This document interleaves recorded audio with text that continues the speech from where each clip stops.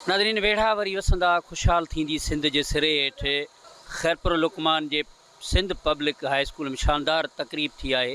ॿारनि जेके आहिनि टेबल तक़रीब मुक़ाबला थिया आहिनि ऐं क़ौमी गीतनि ते जेको रक़्स थियो आहे घोट कुंवार जा टेबला थिया आहिनि। अचो त उन हवाले सां हिते जेके शागिर्द आहिनि हिन स्कूल जा उस्ताद आहिनि तोड़े मैनेजमेंट आहे उन्हनि सां ॻाल्हि ॿोल कयूं त 4 डिसंबर के हू कीअं मल्हाईंदा। तमामु सुठो हिकिड़ो ॾियारो आहे जंहिंमें असां सभिनीनि खे हिकिड़ी गॾिजाणी थी थी वञे।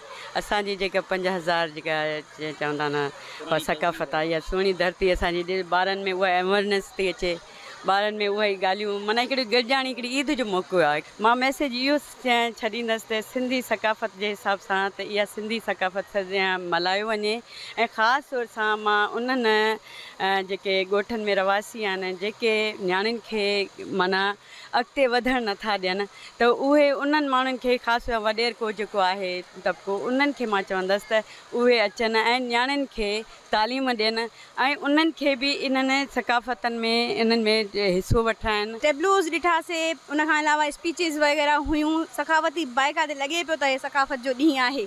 उन करे माशाल्लाह बहितरीन जेको बि रहियो ॾाढो बहितरीन सुठो। सब कल्चर ते हुया ऐं कुझु लोक गीत बि हुया, कुझु मज़ाहिया टेबलो बि हुया ऐं कुझु तकरीरूं बि हुयूं असांजी सिंध सकाफ़त जे हवाले सां। असां टीचर्स बि महिनत कई आहे, इलाही कोऑपरेट कयो आहे असां सां। सर बि जोश जज़्बे सां मल्हाईंदासीं ऐं ॿुधाईंदासीं त सिंधी आहियो ऐं वी आर प्राउड ऐं असांखे फ़ख़्रु आहे त असां सिंधी आहियूं।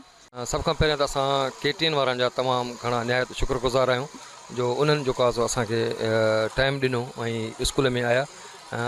हीउ अॼोको ॾींहुं जेको आहे सो तव्हां पाण अखियुनि सां ॾिठो ॿारनि जेको आहे सो ॿारनि जी थोरे टाइम में यकीन कयो त 4-3 ॾींहंनि जे अंदरि जेको आहे सो असां ॿारनि खे जेको आहे सो तयारु करायो आहे। इहो ई जेको आहे सो मां तव्हांखे ॿुधाईंदो हलां त हर साल जेको आहे सो असां कल्चर डे जेको आहे सो ॾिसो ॿारनि में तमामु घणो जज़्बो आहे ऐं तमामु ॿारनि में माना एॾो यकीन कयो सिंध जे हवाले सां कल्चर जे हवाले सां इन ॾियारे जे हवाले सां यानी की ईद वांगुरु जेको आहे सो ॿार तयारु थी आहे। वेड़ा वसंदा रहनि ख़ुशहाल थींदी सिंध हिन भेरे जेको असांजो KTN ऐं काविश वारनि जेको स्लोगन ॾिनो आहे उहो इंतिहाई शानदार आहे।